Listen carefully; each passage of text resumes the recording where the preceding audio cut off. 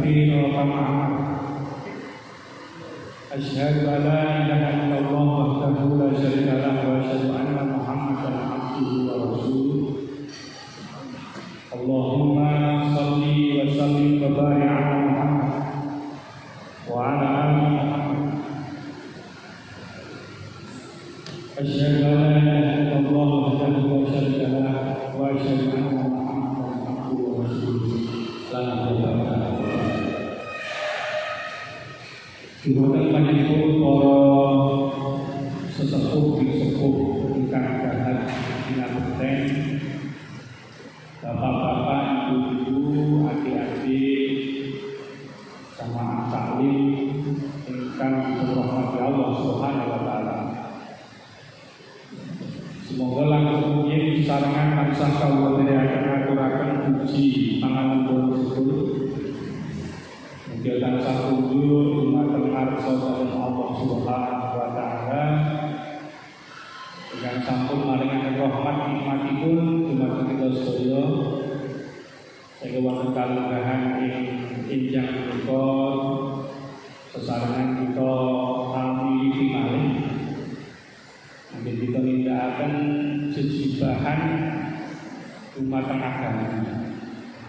Nggih menika laku itu mempelajari agama. Nikmatipun Gusti Allah kekuatan sangat menawi kita etang setunggal bapa setunggal tartamtu kita boten saged etang. Milanipun Allah paring dawuh dhateng kita wa ta'udzu nikmatallahi la tuhsuha. Dan jika kamu ingin menghitung-hitung nikmatku kepadamu, tentu kamu tidak akan mampu. Karena memang terlalu banyak nikmat Allah yang diberikan kepada kita. Maka permintaannya Allah itu juga satu sebetulnya. Fadkuruni adkurkum waskuruni wala takfurun. Maka senantiasa ingatlah kamu kepadamu, maka aku pun akan ingat kepadamu. Dan janganlah sekali-kali kamu bersyukur kepadaku. Jangan sekali-kali kamu minta. Iku tok muni Gusti Allah. Mergi yang itu nek belum syukur. Kamangka manfaat syukur itu kembalinya kepada dirinya sendiri. Jadi yang diuntungkan kalau kita bersyukur itu bukan orang lain, tetapi diri kita sendiri. Bukan Allah yang kita untungkan, tapi diri kita sendiri. Wa may yashkur fa inna ma yashkur li nafsi. Dan barang siapa yang bersyukur, maka manfaat syukur itu kembalinya kepada dirinya sendiri. Apa manfaat syukur? La in syakatum la azi dan barang siapa yang bersyukur kepadaku, tentu akan kami berikan tambahan nikmat kepadamu. Ini ayat ini pendek ceritanya itu masalah syukur. Dan kata mungkin selawat dan salam kepada setuju dumateng junjungan kita Nabi Rasulullah Muhammad sallallahu alaihi wasallam. Monggo kita dengarkan maos selawat tapi kita mawon. Allahumma sholli ala sayyidina Muhammad wa ala ali sayyidina Muhammad. Allahumma sholli ala sayyidina Muhammad wa ala ali sayyidina Muhammad. Allahumma sholli ala sayyidina Muhammad wa ala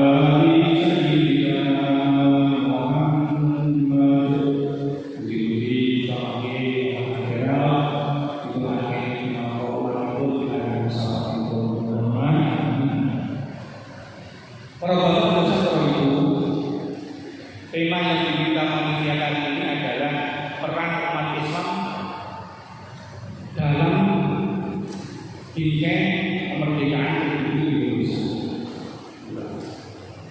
Sejak mulai tanggal 19 Oktober awal itu mengerti babakan sejarah.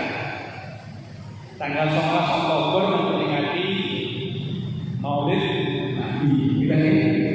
Tanggal 22 Oktober memperingati hari hari. Tanggal 20 memperingati Hari Sumpah Pemuda. Maka tanggal 10 November memperingati Hari Sumpah. Jadi spiritnya itu perjuangan. Spiritnya itu adalah perjuangan.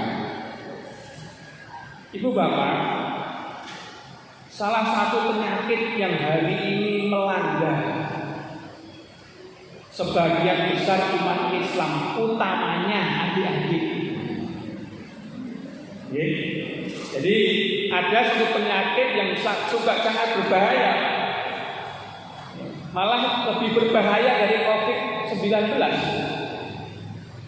yang dialami oleh umat Islam, terutama generasi muda Islam.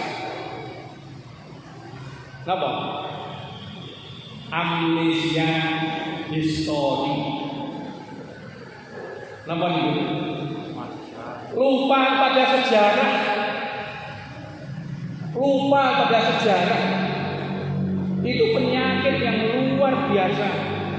Karena ketika hari ini generasi mudanya itu lupa pada sejarah, dia akan kesulitan dalam merawat dan membingkai warisan daripada para pahlawan berupa kemerdekaan. Itu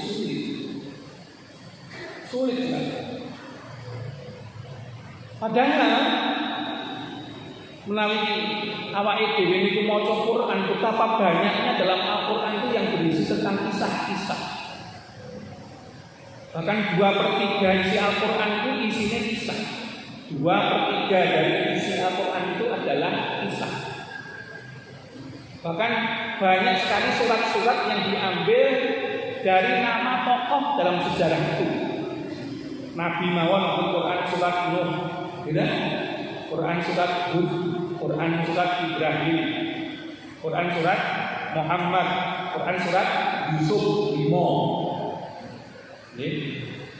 Wonten nek dari kalangan wanita surat Maryam, dari kalangan bangsa ada Bani Israil, dari orang biasa bukan nabi tapi berperan dalam sejarah Imron, Ali Imron dan Luqman, gitu?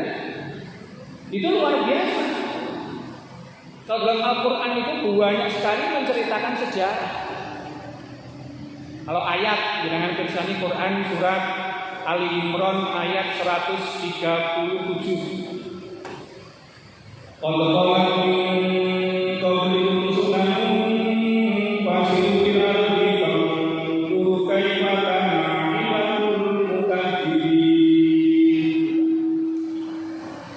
Sesungguhnya telah berlalu umat-umat sebelum kamu, maka berjalanlah kamu di muka bumi ini dan perhatikanlah bagaimanakah kesudahan nasib dari orang-orang yang berani mendustakan agama, yang berani mendustakan Rasul.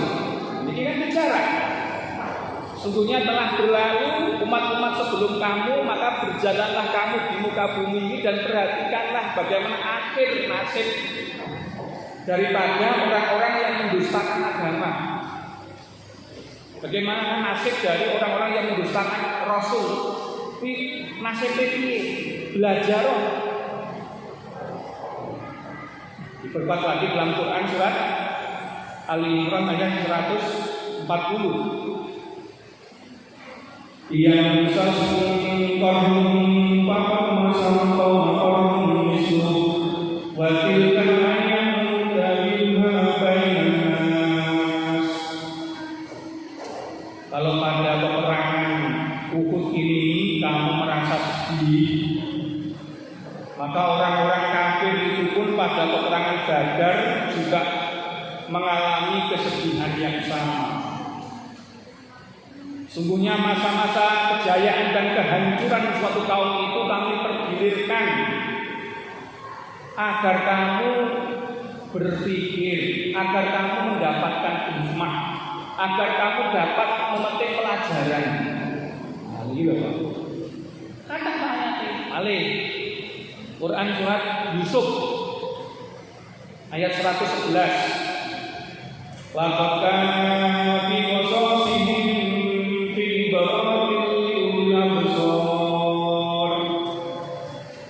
sesungguhnya di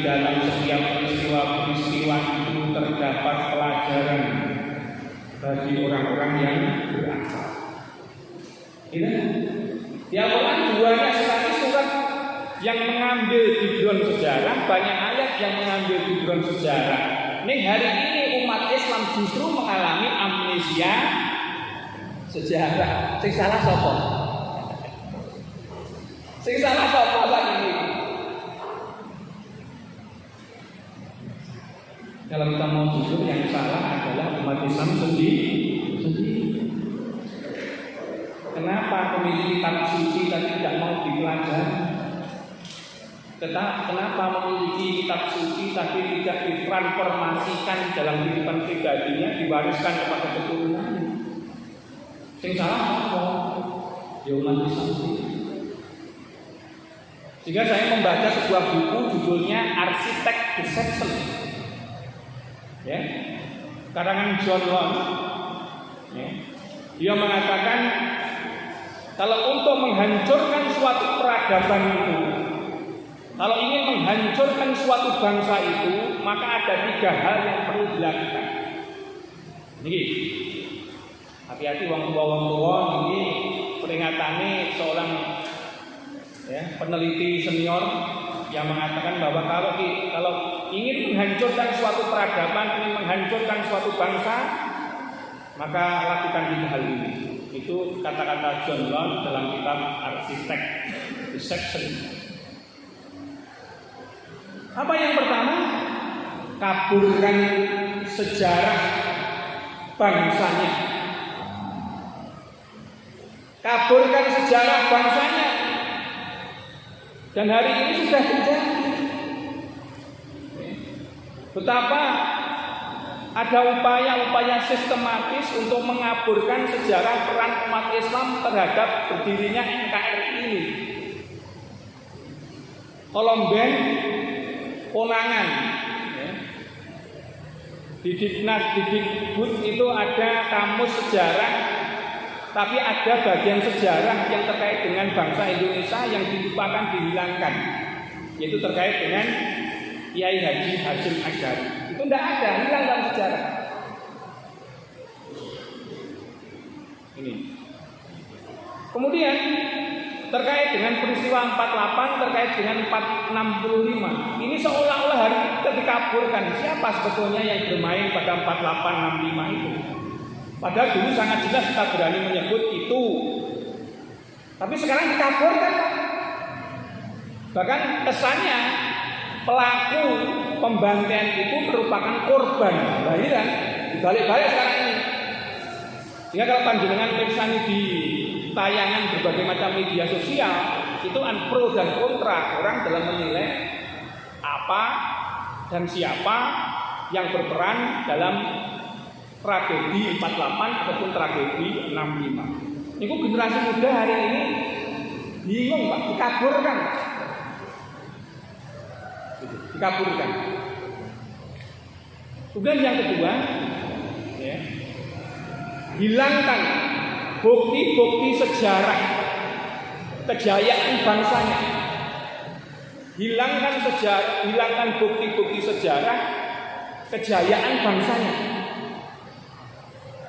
Ketika Gubernur Raffles Inggris itu menjajah Indonesia 1811-1816, ada namanya geger Sepoy. Peristiwa geger Sepoy itu adalah perampasan aset-aset kerajaan Ngayogyakarta Hadiningrat. Tentara Inggris itu membawa 3 hari 3 malam itu membawa semua bukti-bukti kronik-kronik yang berhubungan dengan sejarah bangsa kita ini. Niku 3 hari 3 malam. Patung, artefak, prasasti itu diangkut datang ke London. Mulai saat ini awake dhewe belajar Indonesia, saat ini awake dhewe tidak nyilih ke Museum London. Bayangkan. Hilangkan bukti sejarah bangsanya. Kemudian yang ketiga, putuskan generasi mudanya dengan sejarah kejayaan pendahulunya, agar mereka tidak mengenali siapa sejarah pendahulu bangsanya itu, bagaimana sejarah pendahulu bangsanya itu. Biarlah generasi muda sekarang udah mengetahui bahwa nenek moyangnya dulu adalah seorang primitif, enlander, goblok, ya seperti itu. Jadi kita diajarkan di sekolah-sekolah kita itu tujuannya apa? Teorinya Darwin itu nenek moyangnya berasal dari apa? Ra. Itu maksudnya adalah merendahkan. Sehingga jiwa kita adalah jiwa yang apa itu pesimis. Padahal sejarah umat Islam itu sejarah yang penuh dengan keemasan. Coba Anda lihat sejarah umat Islam itu, yang pertama masa kenabian. Masa kenabian itu usianya 23 tahun, Pak. Kemudian berlanjut masa khilafah Rasidah selama 38 tahun. Oke. Kemudian masa Daulah Umayyah itu selama 96 tahun dengan 14 khalifah. Dari mulai khalifah Muawiyah sampai khalifah yang terakhir adalah khalifah Mutasim. Khalifah Muhammad. Kemudian berlanjut ke Daulah Abbasiyah. Itu bertahan 625 tahun, Pak, dengan 37 khalifah. Dari mulai khalifah Abu Abbas sampai yang terakhir khalifah Mutasim. Kemudian Daulah Andalusia di Eropa itu kurang lebih sekitar 681 tahun. Itu. Kemudian Daulah Utsmaniyah Turki itu hampir kurang lebih 600 tahun. Dari mulai tahun 1295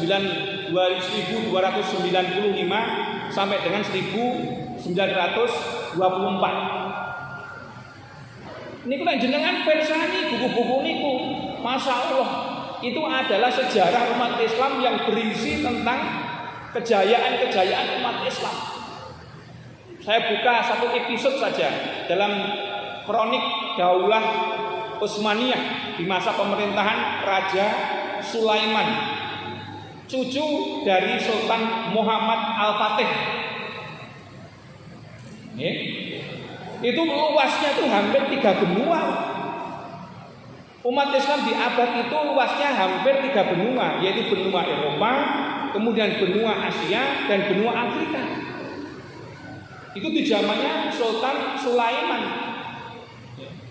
cucu daripada Sultan Muhammad Al-Fatih, yang pada saat beliau menaiki kekhalifahannya, beliau mengatakan, ini Bapak, kalau panjenengan mau mengetahui terkait dengan sejarah penjajahan di Asia dan Afrika, sebetulnya dimulai dari penaklukan Konstantinopel. Memang ketika Sultan Muhammad Fatih menaklukkan Konstantinopel pada tahun 1453, umat Islam mengalami kemenangan, Pak. Ya, luar biasa, membuktikan kebenaran dari sabda Rasulullah. Kamu tidak akan pernah, kamu nanti akan menaklukkan 2 kota. Ya Rasulullah, dari 2 kota itu antara Roma dan Konstantinopel, mana dulu yang ditaklukkan? Konstantinopel. Rasulullah ngendika abad ke-7, dibuktikan kebenarannya abad ke-15. Artinya 800 tahun sabda Nabi terwujud. Tapi tahukah kita bahwa penaklukan Konstantinopel oleh Sultan Muhammad Al-Fatih itu merupakan titik balik dari nasib umat Islam. Karena tidak ada selang 50 tahun, di Andalusia masih berdiri negara Islam, negara Daulah Islam yang namanya Granada.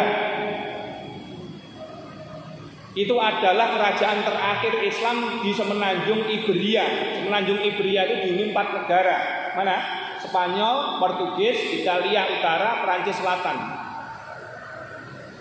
Ini Pak, ini Semenanjung Iberia. Sekarang dulu ada Saragossa, Sevilla, Barcelona. Itu semuanya sebetulnya berasal dari kata-kata Arab. Ya, umat Islam masuk ke tanah pada tahun 711. Ya, saat Torik bin Jihad menaklukkan Raja Visigot, ya kan? Seperti itu. Tetapi tidak ada 50 tahun setelah penaklukan Konstantinopel, umat Islam di Andalusia mengalami apa yang namanya Reconquista. Reconquista itu penaklukan kembali yang diawali dari tahun 1492 Masehi, tatkala Raja Ferdinand dari Castilla dan Ratu Isabella dari Aragon melangsungkan pernikahan. Kemudian dua raja suami istri itu menaklukkan Granada. Maka umat Islam mulai itu harus meninggalkan wilayah semenanjung Andalusia, semenanjung Iberia. Ada 3 pilihan ya, bagi umat Islam yang sudah mengakar di Andalusia itu. Yang pertama adalah menjadi pengikut agama Nasrani.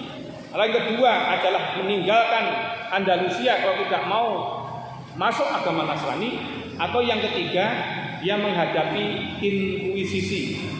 Inkuisisi adalah genosid. Genosid itu adalah pembasmian etnis. Itu terjadi pada tahun 1492. Dan puncaknya adalah pada tahun 1494 Paus Alexander keempat membagi dunia menjadi 2, Pak. Yang wilayah barat itu milik Spanyol, yang wilayah timur itu milik Portugis. Itulah awal daripada penjajahan di Asia dan Afrika ya, berdasarkan perjanjian Tordesillas oleh Paus Alexander IV yang membagi dunia menjadi milik 2 negara, barat milik Spanyol, timur milik Portugis. Maka pada waktu itulah orang Portugis, orang Spanyol datang ke kita. Portugis datang ke sini, ke Maluku, ke Malaka, kemudian ke Maluku pada tahun 1511. Pertama kali datang ke Maluku dulu, 1511. Kemudian menaklukkan Malaka 1521. Ya. Kemudian berikutnya lagi orang Spanyol yang tahu betapa rempah-rempah saat terjadi krisis rempah di Eropa, Pak. 1 gram rempah itu identik dengan 10 gram emas, Pak. Rempah. Karena sulit orang Eropa mendapatkan rempah. Maka dia mencari jalan bagaimana langsung ke sumbernya membuat rempah, memutar dari belakang, dari Tanjung Harapan, kemudian India, kemudian ke Samudra Hindia itu dari belakang. Dari belakangnya kerajaan Utsmaniyah. Dan mulai saat itulah terjadi suatu penjajahan yang ada di Indonesia. Bukan Indonesia, yang Nusantara. Tahun 1511 Portugis, kemudian 1529 datanglah Spanyol, ya kan? Kemudian tahun 1596 datanglah Belanda. Ya kan? Seperti itu. Kemudian tahun 1809 datanglah Perancis. Siapa, Pak? Gubernurnya? Denles. Ya. Kemudian tahun 1819 datanglah Inggris, Raffles. Dan yang terakhir adalah Jepang 1942. Jadi ada 6 negara yang pernah menjajah bumi Nusantara ini. Dan kalau kita melihat betapa perlawanan-perlawanan itu luar biasa dilakukan oleh umat Islam. Kalau tidak percaya lihat. Sekarang sampai sekarang, Pak, jumlah kesultanan di Nusantara ini ada 132. Masih ada ya, Kesultanan mana? Surakarta, Kesultanan Ngayogyakarta, Kesultanan Banten, Kesultanan Cirebon, Kesultanan Siak. Masih banyak, Pak. Sampai hari ini ada kesultanan-kesultanan itu 132. Itu andilnya luar biasa dalam pembentukan sejarah terbentuknya kemerdekaan di Republik ini. Karena semenjak tahun itu terjadi suatu peperangan-peperangan yang sambung menyambung satu dengan yang lain. Satu belum selesai, muncul perlawanan lain, muncul perlawanan lain. Yang dulu itu kita pelajari pada saat saya SD ada pelajaran namanya PS apa? PB, Pendidikan Sejarah Perjuangan Bangsa. Ini saat ini, Pak. Sehingga anak-anak kita itu asing, Pak. Asing terhadap sejarah ini. Saya tanya, tidak percaya. Sampai sekarang berapa jumlah pahlawan nasional kita? Itu. Ya, kita cek kita. Nah, berapa jumlah sejarah, jumlah pahlawan nasional kita? Berapa, Pak? Ya. Dari sekian banyak sejarah bangsa pahlawan itu ada ya kurang lebih 182 orang itu Muslim. Jadi dari 243 pahlawan nasional itu 182-nya itu adalah seorang Muslim. Terus ada tiba-tiba ada suatu upaya untuk menghilangkan peran umat Islam dari sejarah. Seolah-olah bahwa bangsa Indonesia berdiri dengan tiba-tiba. Seolah-olah ada orang-orang yang mengklaim berjasa kepada bangsa ini tanpa pernah melihat kontribusi yang diberikan oleh umat Islam kepada bangsa ini. Mari kita fair dan belajar sejarah. Cobi, saya mau cerita saja. Ini biar tahu, Pak. Orang Pacitan juga biar tahu. Pusat perlawanan umat Islam di Jawa Timur mulai abad ke-17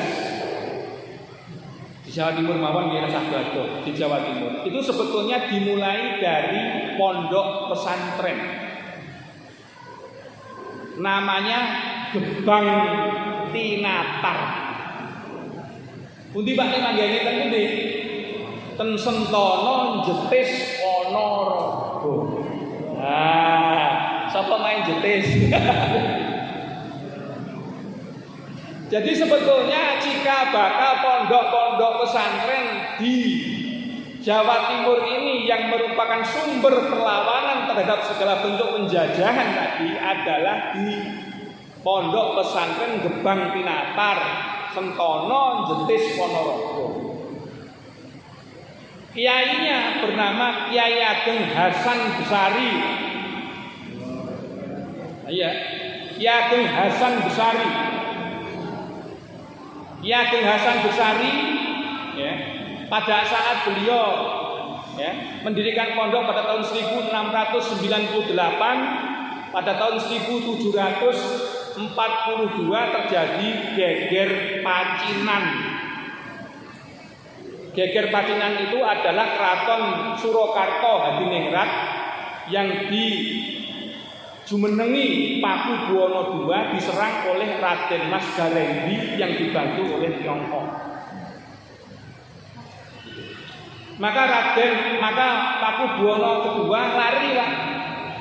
Meninggalkan kerajaannya lari dan nyantri di pondok pesantren Gebang Tinatar menjadi menantunya daripada Ki Ageng Besari. Untuk merebut kembali Surakarta, Ki Ageng Hasan Besari mengutus putranya yang bernama Bagus Harun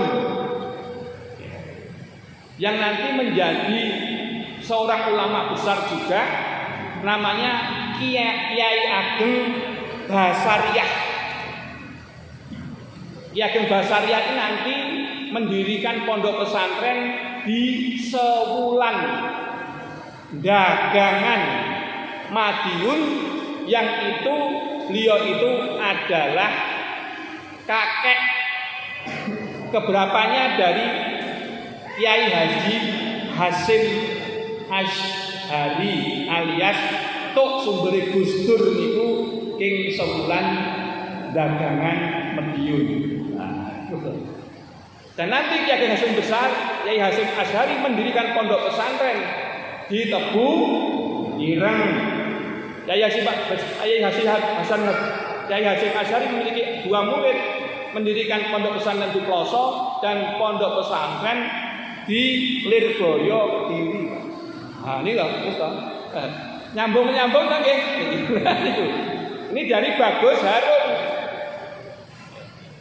Kemudian tatkala Ki Ageng Besari Saku meninggal, digantikan oleh putranya yaitu Ki Ageng Besari, Ki Ageng Maulana Hasan Besari II. Dia punya murid juga, Pak. Namanya muridnya itu yang menonjol dan dijadikan satu menantu, namanya adalah Bagus Harun II, yang nanti menjadi seorang kiai namanya Kiai Khalifah.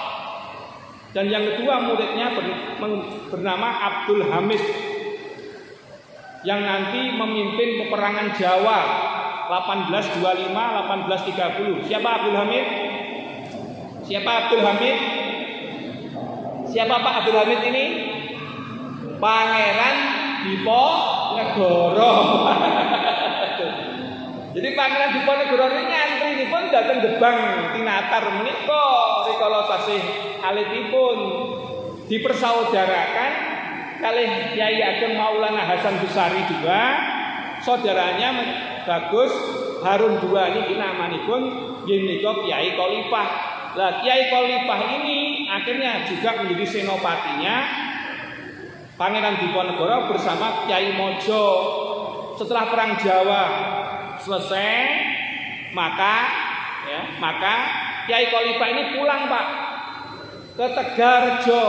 Kalau di sini kan di Tegalsari Sentono, di Tegalrejo mana? Semen Gorang Gareng, mendirikan pondok pesantren namanya Pondok Pesantren Sabilil Mutakin utawi PSM. Kok beli temriki enten. Niki pondok sing terkenal niki, Pak. Nah, niki kemudian setelah Kiai Maulana Hasan Besari juga meninggal, digantikan oleh Kiai Ageng Ilyas. Kiai Ageng Ilyas itu juga punya murid, Pak. Punya murid 9, Pak. Di antaranya yang menonjol adalah Sulaiman Jamaluddin, Pak. Sulaiman Jamaluddin itulah yang merupakan canggahnya atau buyutnya dari Kiai Zarkasi atau yang tergabung dalam Trimurti yang nanti mendirikan pondok pesantren mana? Gontor. Itu saking Sulaiman Jamaluddin, murid dari Ki Ageng Ilyas. Nah, ini loh, Pak.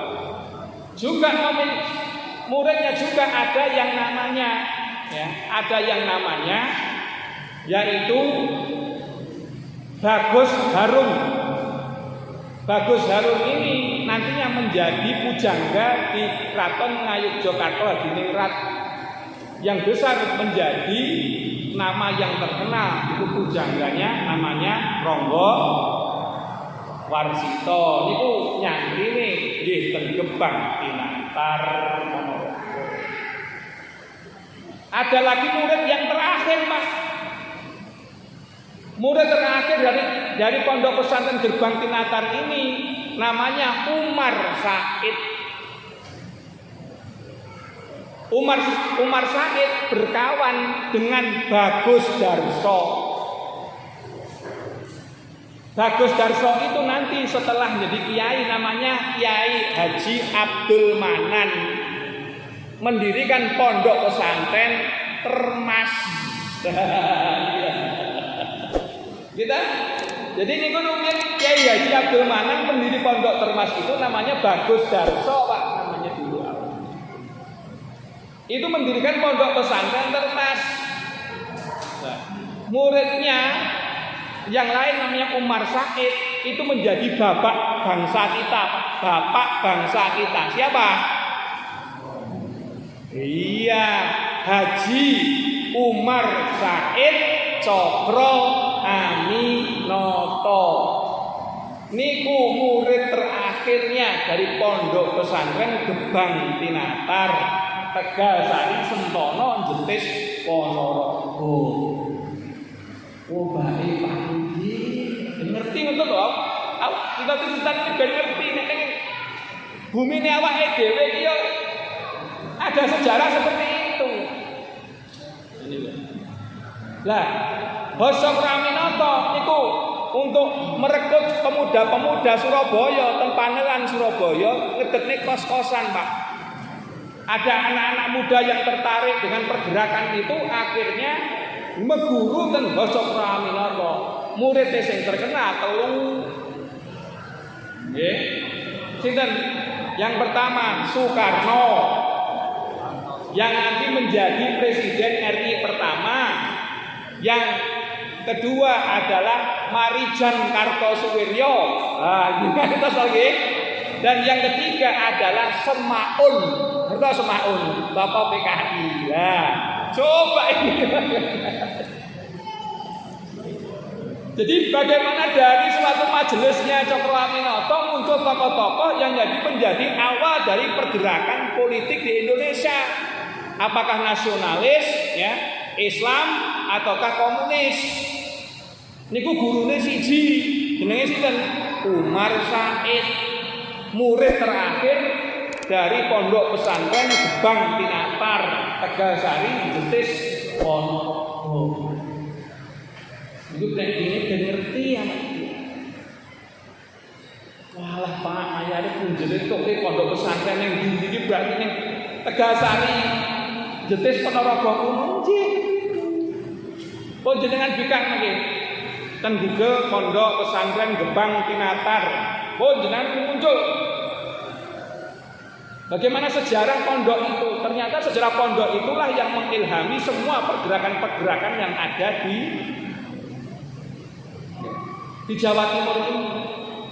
Nah, nanti peristiwa Hari Santri ataukah Hari Pahlawan itu tidak bisa dilepaskan dari kiprah daripada Kiai Hasyim Besari, Kiai Hasyim Asy'ari, yang pada waktu itu pada tanggal 22 Oktober pada saat tatkala tentara Innika yang membonceng ke Inggris itu berlabuh di Surabaya, gelagatnya sudah dicium para ulama. Maka ulama-ulama lintas pergerakan, niku saking NU, saking Muhammadiyah kumpul, Pak. Akhirnya ditandatanganilah resolusi jihad, oleh kurang lebih 98 ulama. Di antara bunyi resolusi jihad itu adalah memobilisasi semua pesantren-pesantren yang jaraknya dari Surabaya sekitar 90 km dari Surabaya wajib hadir secara fisik di bumi Surabaya. Apa yang dikhawatirkan betul tanggal 27 Oktober begitu terjadi pertempuran pada tanggal 24 Oktober di mana Malabi mati, Belanda mengeluarkan ancaman pada tanggal 27 Oktober supaya semua menyerah. Semua menyerah. Tapi tidak ada yang menyerah. Maka pada tanggal 10 November terjadi suatu pergolakan peperangan fisik, beribu-ribu santri yang radiusnya 90 km dari Surabaya datang ke Surabaya, Pak. Mulanya sampai tentara Gurkha Inggris itu kami jenggengen, Pak. Karena brand itu ditembaknya itu belasan mati muncul lagi itu sampai tidak tega, Pak. Tentara Gurkha itu. Sehingga nek panjenengan lihat di Surabaya sebelah utara ada nisan yang jumlahnya ratusan, tidak ada namanya, itulah santri-santri yang didatangkan resolusi jihad untuk mendatangi Surabaya. Nggih saking Jombang, nggih saking Sidoarjo, saking Anjung, saking Mojokerto, saking Rian, tumplek-plek mriku. Itu ceritanya itu. Lah untuk menyatukan mereka, memobilisasi mereka, Niku Sungkono, Mayor Jenderal Sungkono, kemudian Letnan Jenderal Sutomo, Bung Tomo niki sowan kepada para kiai. Kiai napa ingkang saenipun kagem memobilisasi para warga Surabaya supados medal niku napa semboyanipun. Ada namanya Kiai Abdullah ingkang ngendikaken iskariman au mutsahidan. Lho niku napa Kiai maknanipun iskariman au mutsahidan? Hidup mulia di bawah naungan Islam atau mati syahid. Niku umpami dipun gantos merdeka atau mati niku angsal apa mboten Kiai? Angsal mawon. Maka iskarimat au mutsahidan dados merdeka atau mati niku lho asal usule Pak. Niku sowane niku kalau Mayor Jenderal Sungkono kali Letnan Jenderal Sutomo sowan dumateng para yai iki. Apa yang harus saya katakan kepada mereka agar mereka datang ke Surabaya berbondong-bondong? Pekekkan kepada mereka takbir, semboyankan mereka iskariman au mutsahidan, maka dia akan datang ke Surabaya. Ini loh kita. Jadi mboten merdeka mboten ngoten. Ya, iskariman au mutsahidan, merdeka itu iskariman hidup mulia di bawah naungan Islam. Au mutsahidan itu mati syahid, merdeka atau mati. Niku semboyane dari Kiai Abdullah sing dimirenge kalih Pak Sutomo niki yang dijadikan pekek perlawanan di Surabaya dengan gelar takbir. Loh, kalau bukti nyata sejarah seperti itu kenapa didustakan hari ini? Kontribusi yang nyata bagi eksistensinya negara kesatuan Republik Indonesia ini mengapa disembunyikan? Bahkan negara kita ini, negara kita sudah memberikan penghormatan kepada dua presiden yang tidak pernah disebut di dalam sejarah sebagai urutan-urutan. Presiden pertama siapa Pak? Soekarno. Presiden kedua siapa? Soeharto. Ini sebetulnya kurang fair. Ada dua presiden yang disembunyikan. Yang itu dimulai pada saat agresi Belanda yang kedua tahun 1948 bulan Desember. Yang pada waktu itu Londo itu menangkap semua pejabat termasuk Pak Soekarno dan Pak Hatta. Disuruh untuk menandatangani kedaulatan penyerahan republik ini kepada Belanda. Pak Karno bilang, saya ini rakyat biasa. Karena saya sudah menyerahkan mandat republik ini kepada Safrudin Prawira Negara, Menteri Kemakmuran di zaman Perdana Menteri Sultan Syahrir yang pada waktu itu sedang di Bukit Tinggi, Sumatera. Maka di sanalah dia diberikan mandat oleh Pak Soekarno untuk membentuk PDRI, Pemerintah Darurat Republik Indonesia, sampai terjadinya penandatanganan konvensi meja bundar Pak. Itu loh ceritanya. Jadi itu presiden seandainya pada waktu itu Pak Safrudin Prawira Negara tidak mau menyerahkan mandat, ya iso wae, bisa. Tapi demi kebesaran dia menyerahkan mandatnya kepada Pak Soekarno lagi. Nah, seandainya pembentukan pemerintah darurat Republik Indonesia di Bukit Tinggi gagal, maka sudah ada skenario yang kedua, yaitu Menteri Luar Negeri Mr. Asaad itu sedang berkunjung di India. Oleh Pak Karno juga diberikan mandat. Kalau PDRI ini gagal, maka bentuklah pemerintahan darurat di luar negeri di India dan engkau adalah presidennya. Niki Mr. Asaad.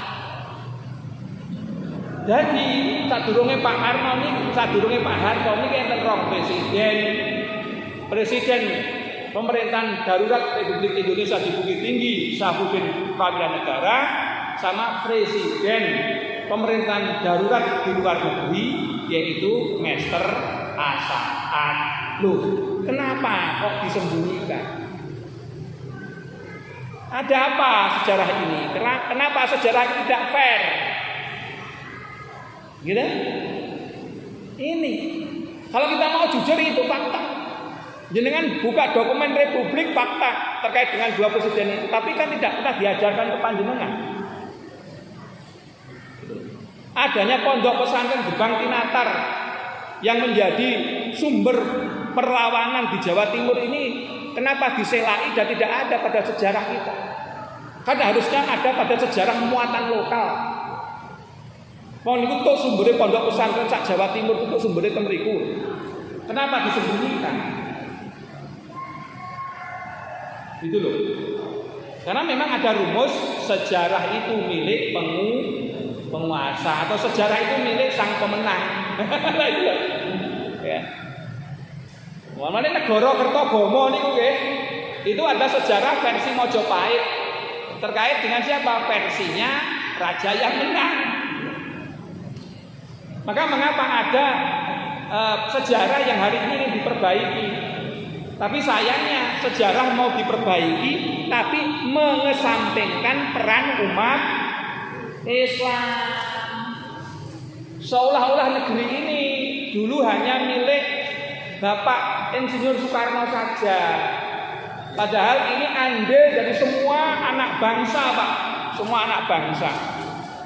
Ya itu loh. Ini yang harus kita miliki. Karena umat Islam itu harus bangga dengan sejarah bangsanya. Ternyata saya teliti mengapa kok begitu takutnya, Pak. Di Quran itu, Pak, di Quran itu ada 4 kata yang paling ditakuti oleh orang munafik. Oke. Dan Quran ini ada 4 kata-kata. Niki sing paling dibedeni karo napa niku wong-wong munafik. Kata, Pak. Kata wae. Niku wedi karo kata. Napa? Yang pertama jihad. Ini mau wedi, Pak. Ini pokoknya maka mengapa jihad itu senantiasa dikonotasikan sesuatu yang kekerasan. Padahal jihad itu berasal dari jahdun. Jahdun itu kan mengambil sesuatu secara utuh untuk keperluan sesuatu yang lebih besar. Itu jahdun, yujahidu, yajadah, ya. Yujadan, yajidan, jihadan dan sebagainya itu. Maknanya adalah mengarahkan potensi yang maksimal untuk tegaknya kebenaran. Ini namanya jihad. Niku. Yang kedua apa? Apa, Pak? Khilafah. Khilafah niku wedi wong karo khilafah. Khilafah niku Quran niku 92 kali lho disebut Quran lho. Khilafah itu sistem yang dikenalkan oleh Islam, itu namanya khilafah, Pak. Itu diksi itu sebutan. Jadi pemerintahan itu bahasa diksinya dalam Al-Quran ya khilafah. Tapi mengapa kita takut? Ya kan? Yang ketiga apa? Syariah. Kan? Nah, sekarang kan ada Pak Ade Armando. Saya ini orang Islam, tapi saya tidak percaya dengan syariat Islam. Lho piye ngono kuwi? Karena di Al-Quran ini tidak ada perintah sholat 5 waktu. Itu sama dengan orang yang omongannya Allah itu tidak ada. Dalam Al-Quran Allah ada itu tidak ada. Terus piye ngono kuwi? Jika generasi muda iki bingung, iki omongane tokoh kok nyeleneh kaya ngene. Sing luwih nyeleneh sing hari ini yang mengatakan bahwa ya Islam itu tidak sempurna. Repot toh. Tapi dia ngaku kiai. Terus piye? Padahal ayat Quran Al-Maidah ayat 3, al-yauma akmaltu lakum dinakum wa atmamtum alaikum nikmati wa raditu Islam midina. Jelas kan? Pada hari ini telah kusempurnakan agamamu untukmu, telah kucukupkan nikmat untukmu, dan aku ridho Islam sebagai agamamu. Loh, nek ngono kuwi wis enek sing ngomong kiai sing ngomong nek Islam iki gak sempurna. Terus piye umat? Gugu sapa umat? Ini loh, ada apa? Ternyata ujung-ujungnya ada program namanya deradikalisasi yang sekarang dikemas dengan nama moderasi beragama. Nah, saniki jenenge Deradikalisasi Islam sama dengan moderasi agama, sama dengan sekularisasi. Jelas. Rasa tedeng aling-aling nek karuan terlalu kuat untuk merobohkan Islam itu. Terlalu kuat Islam untuk dirobohkan. Nyerangnya gak wani terang-terangan gitu loh. Nyerangnya pakai diksi-diksi cacah nom ini bingung kabeh. Ini nek kiai kok ngomong salat wajib 5 waktu gak wajib, ning Quran gak enek. Gusti Allah, ning Quran Allah ada tuh gak ada. Ayat yang mengatakan Allah ada tuh gak enek. Terus Islam itu belum sempurna gitu. Mungkin sak ini loh Pak, pulang sak nih anak-anak pulang itu. Mulai kita tidak boleh ulama berdiam diri. Ini proyek yang jelas ingin menjauhkan Islam dari umat. Ujung-ujungnya adalah supaya generasi muda Islam itu tidak merasa bangga terhadap apa? Agama ini. Loh, saniki kula nyuwun pirsa, Pak. Jenengan pernah ngertos wong Nasrani ngelek-ngelek agamane. Ngertos?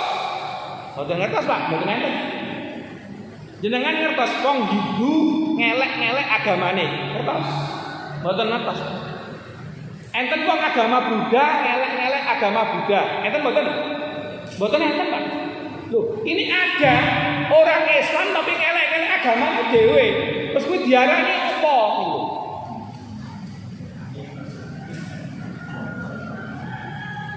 Dia mengaku Islam tapi dia ngelek-ngelek agamane dhewe.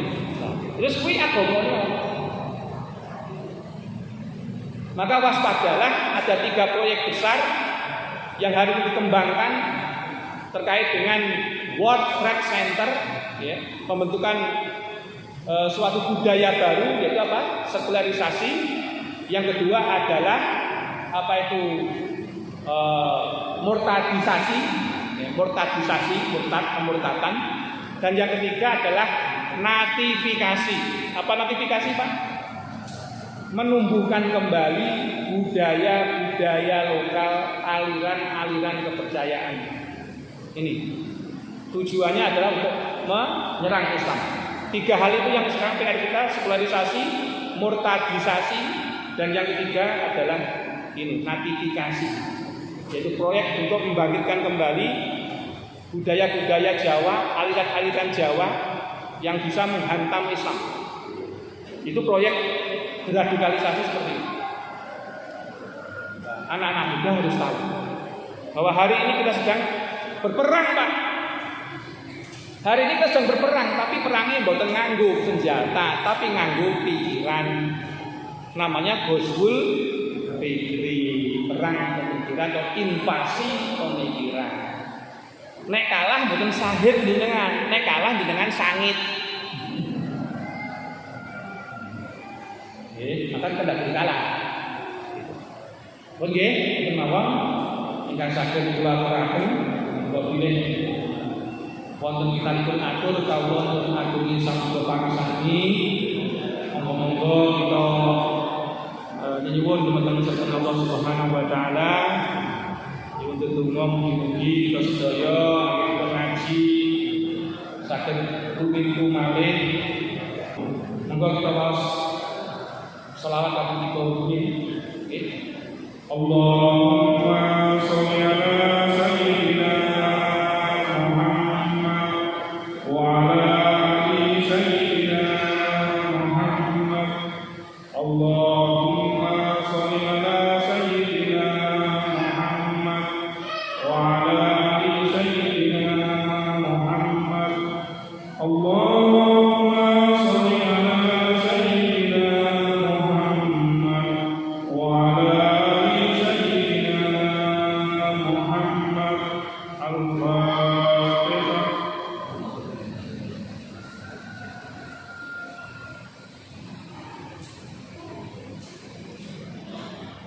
Allahumma sholli wa sallim ala sayyidina Muhammad wa ala ali sayyidina Muhammad. Bi rahmatika ya arhamar rahimin. Allahumma ighfir lil mu'minina wal mu'minat wal muslimina wal muslimat al ahya'i wal amwat innaka sami'un qaribun mujibud da'wat. Allahumma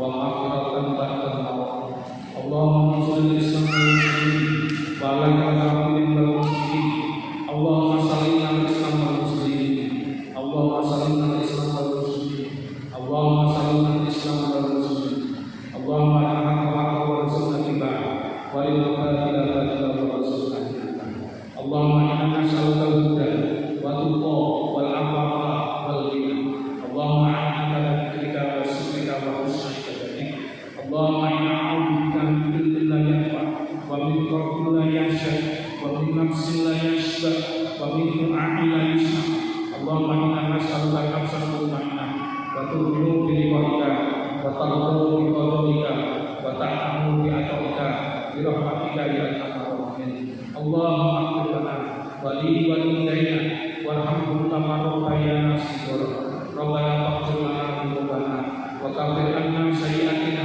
وتوفنا مع الأبرار ربنا هب لنا من أزواجنا وذرياتنا قرة أعين واجعلنا للمتقين إماما ربنا تقبل منا إنك أنت السميع العليم وتب علينا إنك أنت التواب الرحيم ربنا آتنا في الدنيا حسنة وفي الآخرة حسنة وقنا عذاب النار سبحان ربك رب العزة عما يصفون وسلام على المرسلين والحمد لله رب العالمين.